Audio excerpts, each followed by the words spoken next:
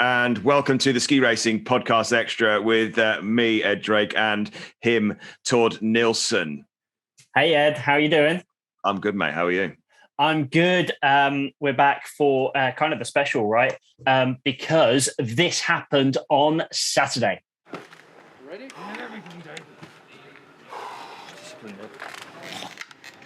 Gets ready.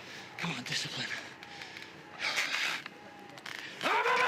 Great sounds from Dave talking about discipline, good quality skiing as he comes into this first hairpin. Great move over that first roll. Now settles nicely through that hairpin. Great opening turns from Dave Ryding. Now has to just keep the calm head. 1500 still his advantage. Good moves now in these offset turns. Great work from Ryding as he looks to try and depose Lucas Broughton. Just wanting to keep the tempo nice and solid over that roll. These are quality turns from Dave Ryding as he comes across the midsection. He's still in the lead. He's still 600s, the right side of the clock, as Dave Ryding has to go and keep a clear head now. Keep the fight, keep the tempo, as Dave now across this run-in through that vertically nicely. He's going. 2/10 the right side of the clock. Here comes Dave. A couple more turns to take in. Come on, Dave! Yes! That's the lead! And that could be another World Cup podium! He knows it. We know it. That's the Dave we know and love. What a run from Dave Ryding. That is a quality ski. That could be that man's first ever World Cup win. It's going to be a tall order. He's 0.8 behind the top three, but he's in the finish in the lead with just 5 races left to go. That is a quality ski from Dave Ryding. Podium or not, that is great preparation for the Olympic Games. Pressure on his shoulders on a very, very difficult course, on a very tricky piste condition. And that is the sort of skiing that champions are made of. And if he gets onto the podium, it'll be a great day. If he doesn't, it's confidence. It's confidence that he's missed out from with a couple of straddles over the tricky middle parts of the season. So, as you can see, Saturday, it meant Dave Ryding took Britain's first Alpine World Cup victory. Drakey, you were commentating for IMG, for the American audience and other kind of markets. Give us, I mean, honestly, tell me straight away, how big is this for British skiing? It's ridiculously big. It doesn't get any bigger. To win a World Cup is insane, obviously, but to do it for a lowlander, somebody that doesn't have snow outside their front door, has to travel thousands of miles, didn't grow up skiing as every weekend like so many of the world's best do. And for him to do that, what an inspiration that is to kids, not only from the UK, but from any lowland nations that don't have snow outside their front door. So I think it is, honestly, you can't underestimate just how important that victory could be. Yeah, I mean, it was incredible to watch. He's been really close. Obviously, Kitzbuhel seems to suit his skiing, taking second place in, what was it, 2018? 17. So it's obviously like a track, a slope that really suits his skiing, right? It certainly does suit his skiing. He's so balanced on his skis, isn't he? If you watch his skiing, he's always right in the middle of the ski, which means he's agile. He's able to put the pressure down exactly where he wants. He's been caught out a couple of times with straddles, but that's slalom ski racing. You've got to take the risk. You've got to be skiing as short line as possible, be right on the gates. And he's had it. Yeah, it's been quite tricky with the straddles earlier on in the season when he's been going well, and then he was back in the finish area in Wengen, wasn't he, when he picked up a solid result, but nothing that was going to sort of break the bank with excitement and give him loads of good feeling. But he came to Kitzbuhel, and obviously because he's got that podium that you mentioned, his first one of his career. And I remember talking to him that day because I was actually commentating live in the finish area for that one, and I remember talking to him before, and he's like, I've never gone well here. It's never been a track that suited me. But I'm just going to go out there and, as a classic PR media handbook answer, when I'm going to go out there and do my best and we'll see where it goes. And he was leading the first run, trying to, like thousands of ski racers have tried to get the better of a certain Mr. Marcel Hirscher, which not many have managed to do. And so he didn't get it there. And then obviously the Levy result that he was leading that first run after that. And I think it's something that's played on his mind. We've got an interview from Dave that we'll play for you a little bit later on. But, you know, it's one of those things, getting to 35 has that opportunity passed him by. And he came here and he just went at it. He doesn't like it when the light's flat. He doesn't, you know, he's an old boy. You know, doesn't like it when the conditions aren't perfect because of his old body. which is ironic when he's northern and never gets any sunlight anyway. He hasn't seen the sun. He doesn't know what it's like. He's heard great things about the yellow ball in the sky. Never seen it. But it was an absolutely flipping fantastic day. And in my very tiny way to sort of be able to be talking about my friend who I grew up ski racing with. I got goosebumps even thinking about it now. Grew up ski racing with. We went through our dry slope days, the England team, Kandahar ski racing, early stages of the ski team, and for him to do the dream, to do everything that any ski racer ever wants to do, is to win a World Cup or win Olympic Games, but win a World Cup, and that is. And not many people fulfill their dreams. I part fulfilled mine by going to the Olympic Games, but I never fulfilled my dream. And Dave did that on Saturday. How many people can really fulfill a dream? Not many. No. And it was fantastic to see. Let's go back a little bit to set the scene. He was, after the first run, he was fifth. Sixth, sorry. So, talk through those who haven't seen the whole race. What kind of happened after that? Oh, we started bib 15 on the first run, which was a bad draw, right? So they draw the first 7, they draw 1 to 7, then they draw 8 to 15 in that second group, and so that was obviously the worst draw that Dave could possibly have. And when they already moved the schedule around because of the snow that came in, just a shout out to the organisers, because what incredible effort they did to make that race happen for the slalom and then to make it safe for the downhill as the following day. What mega effort that those guys did that allowed us to see one of the greatest races in history from a UK perspective anyway. He had a bad draw. Vinatsa was leading, but he came down with bib 12, so that obviously showed that the racetrack was in perfect order. He went down into 5th, I think it was, and then Rocha snuck in front of him from bib 29 or something, and he was just solid. Dave was just skiing really, really well. The first course there was nothing particularly tricky in that first course. It was because of all the fresh snow that was coming down. The coach, which I think was the Russian coach, had set it in the dark in the morning. Obviously those floodlights and stuff trying to illuminate the track, and obviously torches to try but it was obviously very, very difficult. So the course set on the first run wasn't terribly tricky. And there's loads of abrupt rollers. There's so much terrain on that Kitzbuhel track with fallaways, sharp rollers and the like. And obviously the piste actually itself sort of snakes its way down.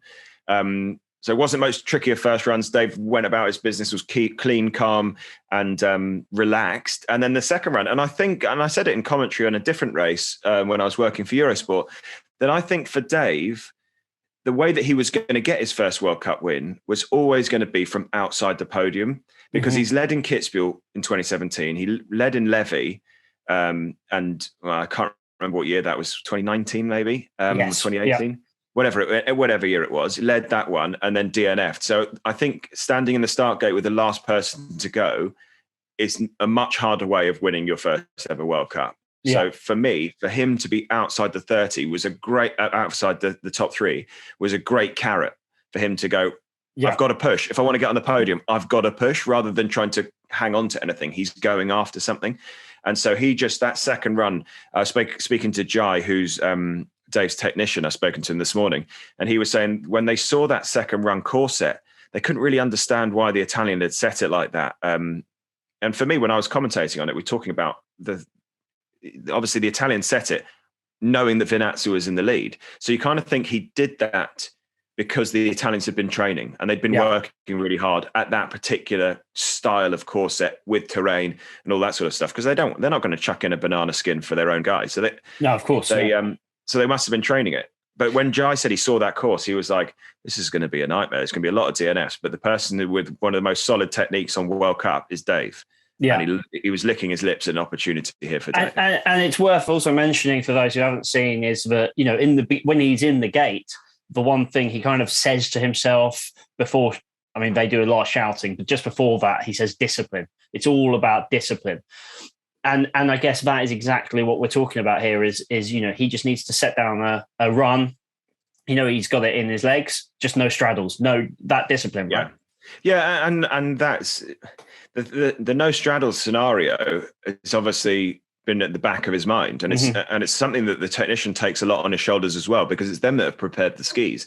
So Jai took a lot of that pressure and blame. No, I'm not. Blame's probably not the right word, but a lot of that responsibility of how the skis are set up. So they've been obviously training that, a lot of that, and straddles happen because you're playing with millimeters, and sometimes a tiny bit too sharp right at the tip of the ski makes that it bites round quite quickly, and it is millimeters of issues. But I loved the way that Dave went out. That first roller that you would have seen on that video was really, really difficult. With so many athletes having issues there, and I think there were less than 20 in the finish. When there's 19 or something like that in the finish area, and I think 3 of those had hiked. So in terms of actual racing performances, it was a pretty attritional second run. But Dave just nailed that really tricky section, as everybody wanted to do. But you basically just needed to get through that first 10 gates and settle in, and then Dave was just relaxed. He looked super comfortable. Probably the best run really of his career. Oh, best run of his career, without a shadow of a doubt. Yeah, I mean, he looked really good. And obviously, there was a bit of luck with DNFs from the last kind of 5 as well. I think 3 of them DNF, was it? I think the 3 lead the podium positions from the first run all had major errors. They didn't DNF because I think Foss Solivag was the only one that DNF, didn't he? Because the other 2, Vinatsa and Clement Noel, got back in the course. Oh yeah, but just bad mistakes. But yeah, I know what you mean. Sorry, yeah. And Rocha just didn't quite. You know, he had a few major errors, but he pressure on his shoulders. Stiff. He looked stiff. He looked uncomfortable. Yeah, I think it's just one of those things. When you got a high bib number in the second run, what is that ultimate question of how hard you risk and how hard you try and hang on to a dream scenario, or do you go for it? And he just didn't quite get that balance right, which is fair enough. The only person that really I had my heart in my mouth for was when Razzoli was coming down, because Razzoli is on some form as well. He picked up his first podium in Wengen after the last time he was on the podium was in 2016. So he was motoring. He was going really, really well. And he just made a mistake in that very last hairpin before that tiny rollover into the finish. And that cost him. It really did cost away. He came out, didn't he? But he was right in touch. Yeah. But it was epic. But I knew, as you could hear from my excited commentary, that I knew that run was going to take some serious beating. And I knew that somebody was, they were going to have issues with those top few turns. And I do think it's a strange one that with Vinatsa's style of full attack and gung-ho loose, which makes him one of the most exciting skiers to watch on the World Cup Tour. But that sort of terrain and set and stuff, for me, I didn't really understand the course. Obviously, the coaches know way more than I do about it, so they would have trained it, so it made sense to them. But for me, sort of looking at it with his style, you're like, if he's going to pick up his first World Cup win, they made it hard for him. Yeah, and his loss was obviously our British ski fans' gain. Yeah, right? yeah, totally. And obviously huge for British skiing. Let's touch quickly on that in terms of what it means for British skiing. Not just from a popularity perspective. Obviously, both of us work in the ski industry. Like, we understand the amount of awareness this brings. Dave Ryding was on the front cover of it must have been the Sunday Times the next day, BBC Sport, etc. But also around the world, right? So Schifrin was messaging. She was retweeting, being very happy. He seems like such a popular guy on tour. I think Dave's everybody. I can't remember who said it, and I've stolen it from somebody. But he's Dave Ryding is everybody's second favourite ski racer. Yeah. Apart from Brits, who's our favourite ski racer, obviously. Yeah. But he's everybody's second favourite because everyone loves an underdog, right? Really? Yeah, everybody loves an underdog. It's a really inspiring tale. The guy, didn't go on a dry. It started skiing on a dry slope. Didn't go on snow until he was in his on a race camp until he was 12. Then stuck at it, and he was rubbish. And he'll be the first to tell you he was absolutely rubbish in those early years of Fizz, scoring over 200 Fizz points at the Old Star. But you know, the guy was by no means a protege at all. I mean, he was talented. Like, obviously, you've got to have some talent. Yeah. But you know, he wasn't a prodigy at all. And he's got there through grit and determination and just pure bloody mindedness, focus that I've never seen from anybody before. And so for us, from a British perspective, it's an inspiring tale to any wannabe ski racer. No matter if you've got a holiday home in the Alps, or if your closest slope is an indoor slope or a dry ski slope, it really doesn't matter. And that's then not only applicable to us, all the lowlanders. I talked about it in some of the tweets and stuff that I put out. You know, anybody, Middle America, South America, Europeans that don't go, you know, Parisians, like, you don't have to be able to ski during your sports day at school to be able to beat the world's best. And Dave's story is incredible, and I think everybody couldn't be happy. I love the way that we saw an outpouring of emotion from Kristoffersen. Unbelievable. Absolutely unbelievable. And from Lucas Bratton. And I said, do you reckon? Because it was epic, wasn't it? I just was watching Kristoffersen, and he almost looked happier than he would have been if he'd won the race. He was sitting next to the winner, or the leader's chair, or whatever you want to call it. And they were both there. And the applause and the smiles, you know, from somebody who is, I mean, honestly, the pantomime villain of ski racing, throwing his bloody toys out and being generally an annoying Norwegian baby. I just loved it. And one of the first people, if not the first person, to come up to Dave to give him a big hug was him. And I got a huge amount of time and respect for that, because it shows. And I remember Marcel Hirscher saying something, don't know if it was after the Kitzbuhel race a few years ago, saying how impressed he is with Dave Ryding skiing, and not in a patronizing manner, just he grew up, you know, on a dry slope. He grew up in the Alps, or for Kristoffersen, who grew up in the Norwegian mountains. Yeah, I think the world's best, you know, there's very, very little between the skill level and the talent of any racers that you see on TV.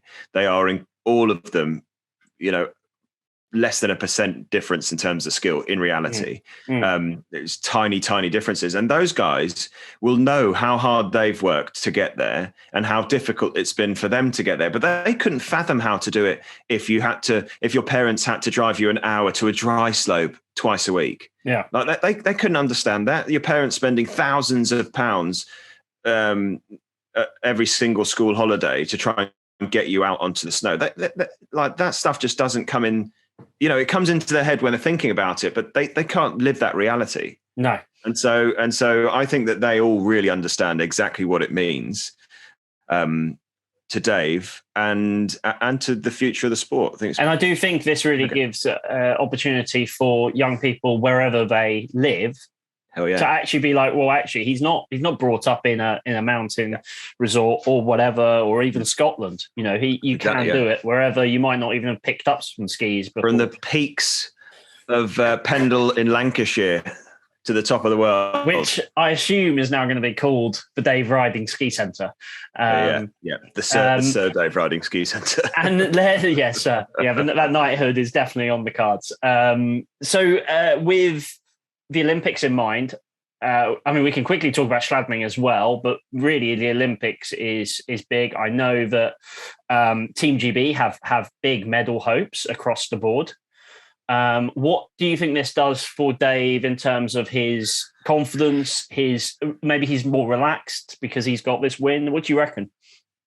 Yeah, I think we've something that's spoken about a lot in commentary, whether it's mine or anybody else's, that a lot of people talk about, you know, like Johannes Strolz, who won the slalom in Adelboden, trying to back it up and the pressure that comes with trying to back it up. But I don't think Dave has the pressure of backing it up. I think he's had the release of pressure for getting it done. Yeah. So for me, I could easily see, and I'm not saying that he will, but I could easily see it wouldn't surprise me now if he would win again in Schladming on Tuesday night. Yeah, It just wouldn't, because I just feel like that weight has just been lifted. It's a big, the whole team has just been able to dump all of this emotion. Yeah. And I think they'll go into it with a huge bounce in their step with a result like that would have anyway, but also to have the monkey off the back of, is he going to do it? I mean, every single notes that we get through before the start of the race, Dave Ryding take GB's first ever World Cup win at 5 years old, the oldest ski racer in history. And it's just, it's a bit like the Wendy Holdner stat, when will she win a slalom? That was going to follow her around through the rest of her career. And that was following Dave. That monkey on his back has been dragging around. He's been dragging that around for years. So I think for Schladming, it wouldn't, and the rest of the season wouldn't surprise me if he picks up a win. For the Olympic Games is anybody's, in any event for the taking. It's one day, 2 runs if you're a tech skier, 1 run if you're a downhill, a speed skier.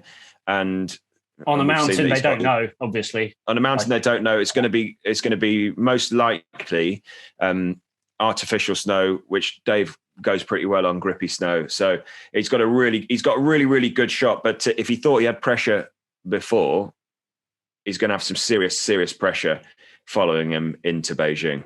Yeah, and also I seem to remember that he's also Team GB captain of the. I might be wrong, but I think he's flag bearer. Well, is that right? They, I don't know. They don't think they've announced that, but I think that's just a claim that just a bit of a dubbing by some people's. I don't know. Thinks they should be eldest. Oh, right. He'll be the captain. Obviously, we think he should. But I think if he isn't, he should be the flag bearer. No, he should be carried in on a throne by the other, oiled up like that Tongan guy in the Olympics. No one needs to see Dave Ryding oiled up. But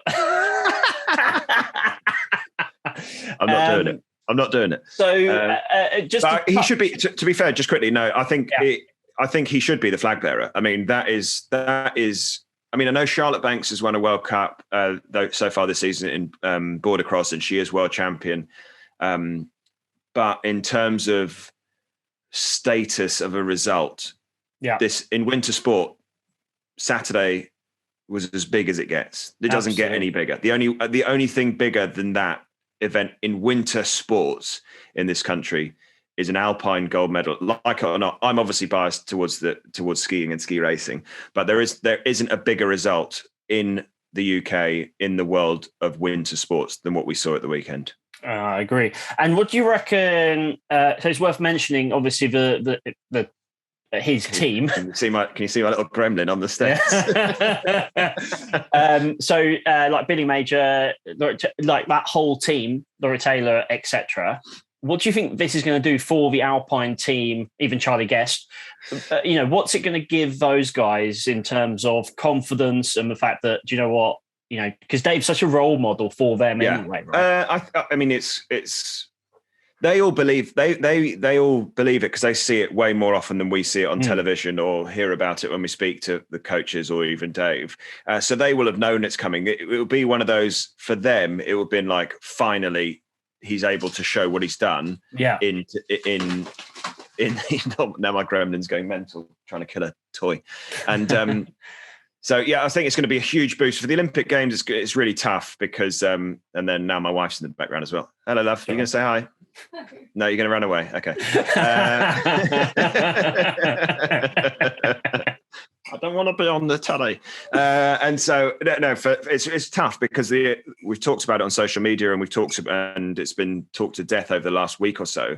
The quota spots in the Olympic Games are really, really difficult. And it's totally changed this time. It's the first time it's happened. It's really complicated. At some point, I'll try and explain it, but we'll be going on far too long if I try and explain it now. But basically, for us, for the Brits, we have 2 men's spots and 2 women's spots, and that's it across all disciplines to be able to take to Olympic Games.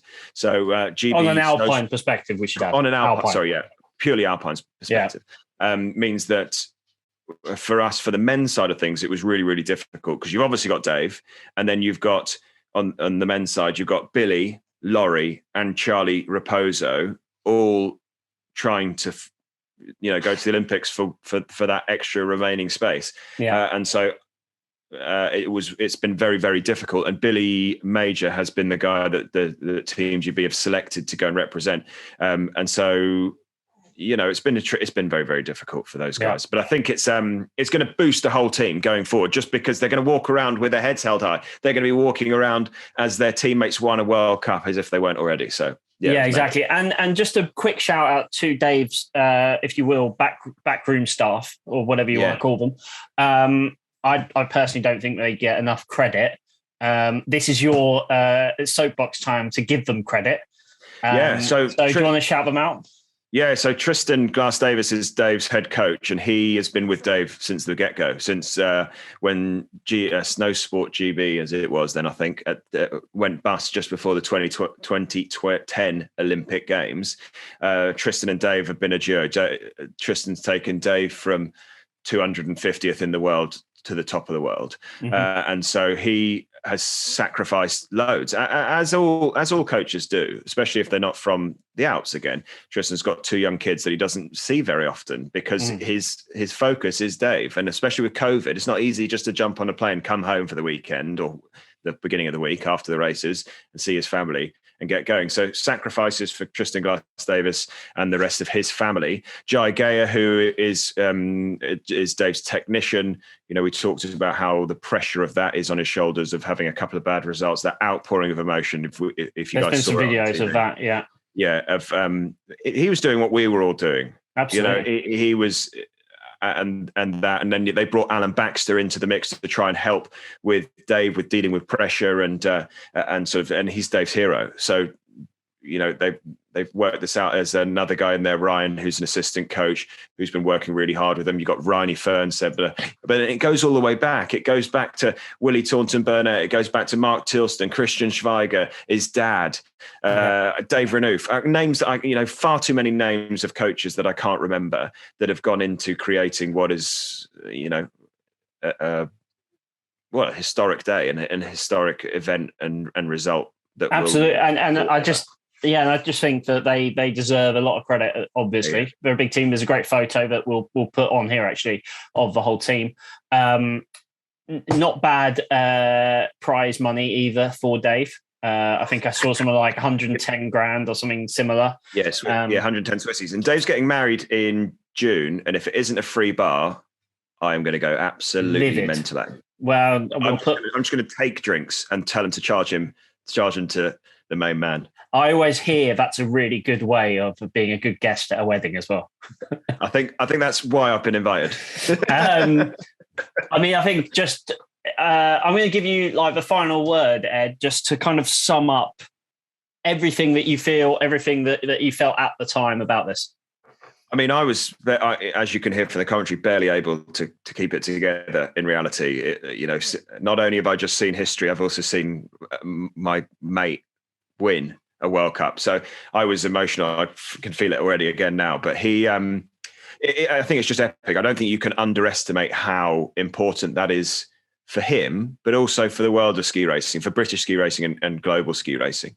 And it couldn't have happened to a nicer guy. I think kids are going to be flocking to dry slopes and to indoor snow centres, and they're all going to be wanting Dave Ryding's helmet and same goggles as him, same pads as him. So all his sponsors, I think, are going to be in the money over the next little while. So I don't think there are many other words to use other than it was just epic and congratulations.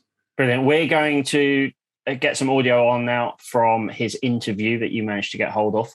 Thanks to Christian Cummings for that, because that is a belting bit of audio. So thanks for that. Epic. We will be back soon, I hope, potentially through the Olympics, etc. You may have noticed we've had some work commitments. We haven't really managed to get together, have we had? But we can still catch you on TV, can't we? I'll be on a little bit of TV talking about skiing, and then you'll see me. You'll have to look at my ugly mug for the BBC at the end of the Olympic Games for the ski cross as well. So, Good God, I would say I can't wait, but I really can. Anyway, from me, it's goodbye. From me, it's goodbye. See you later. Till next time. Take it easy. Well, this is surely the biggest day in British ski racing history. Britain has a World Cup race winner, and Dave Ryding has won the big one. He has won the classic slalom in Kitzbuhel at the Hahnenkamm race weekend. I caught up with him fresh after lifting the trophy, this big kind of mountain chamois, and asked him how it felt, what went through his mind during that moment when it had been confirmed that he had won the race. Not much. It was just crazy. When I saw the green light after my run, I let out all my emotion, and then I just held to the win. And you have to feel sorry for the guy that's leading and doesn't get it to the finish how he wants. I've been in the same position, so yeah, respect. But it's crazy, and I'm beyond words. I don't know what to say. I don't know what to do. Just let it sink in. You are 35 years old now, and you had this near miss in Kitzbuhel, if you like, a few years ago, as well as one in Levy. Did you ever feel that you'd missed that chance to become a World Cup race winner, that that opportunity had been and gone? Yeah, I did. I was leading in Levy once and fell over. And then, I'd thrown it away in fourth in Madonna, and, I was thinking, that's maybe my last chance, who knows. But you push out the gate, you give it your all, and today I was the best. I guess everything's quite fresh. Have you had time to think about that journey you've been on, from training as a child, as a youngster, on a plastic sheet of fake brushes, basically, up in northern England, and now you've just won the biggest race on perhaps the most iconic slalom piste in the world? Yeah, it's just a crazy journey. It shows that if you keep working, that you can do some crazy things in life wherever you're brought up. I've had a lot of support from family, sponsors, federation, that have got me here, but, just never stop believing, always working. One day better than the next. That's all you can do. This is a moment to soak up a piece of history, but of course the Olympic Games are just around the corner. There's Schladming, another big race, in a few days' time, and then it is time for the Olympics. What does this victory mean for you in terms of preparation? It just takes a lot of pressure off. Whether I do whatever at the Olympics feels a million miles away at the moment. But yeah, obviously, I've shown I'm fast, but the Olympics is one race, one day, and it's in China, so try and get over the jet lag first. We see you winning this race, but you see a team behind you. Can you just tell me a little bit about your team and what they mean to you? Yeah, it's a crazy, crazy journey, and it's a crazy amount of effort from the team. My coach, they've all put my skiing before their lives. We're out here, we're not at home, we can't go home so easily. My coach has 2 young daughters, and he still comes out here. We're out here 200 days a year, probably a bit crazy, but yeah, it's a lot of respect to them, and thankfully it's paid off.